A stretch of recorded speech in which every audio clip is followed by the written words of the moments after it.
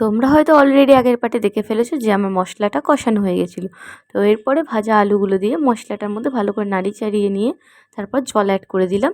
তো জল অ্যাড করে এটাকে ঢেকে ঢেকে ভালো করে আরও সুন্দর করে বয়েল করে নেবো। এরই মধ্যে দুধের মধ্যে আতর দিয়ে ভালো করে গুলিয়ে নিয়েছি। তো এটাকে ভালো করে বয়েল করা হয়ে আসলে এর ওপর দিয়ে দিলাম আমি একটু গরম মশলা। তো এরপরেই দমে দেওয়ার প্রসেস শুরু করলাম।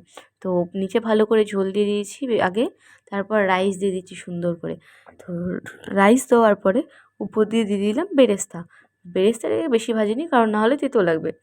তো বেরেস্তা দেওয়ার পরে দিয়ে দিলাম 3টা আলু। তারপর দিয়ে দিলাম ডিম। 2টো ডিম ছিল, কিন্তু কী হয়েছে যে কেসটা ডিমটা সিদ্ধ করতে গিয়ে ভেঙে গেছিলো। তো আমি ডিমটা খেয়ে ফেলেছি, তাই একটা ডিম দিয়েছি। তো এরপরে আবার উপর দিয়ে রাইস দিয়ে দিই সুন্দর করে। তো তারপর দিয়ে দিলাম বেরেস্তাটা। বেরেস্তা দেওয়ার পরে উপর দিয়ে ভালো করে নুন ছিটিয়ে দিয়েছি। তারপর দিয়ে দিলাম সেই দুধে গোলানো আতর জলটা।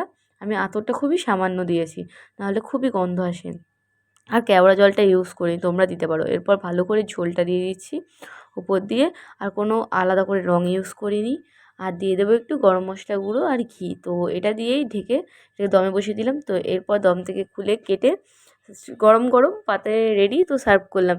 কেমন লাগলো রেসিপিটি অবশ্যই কিন্তু তোমরা সবাই কমেন্ট করে জানাবে। আর অবশ্যই পাশে থাকবে। নমস্কার সকল।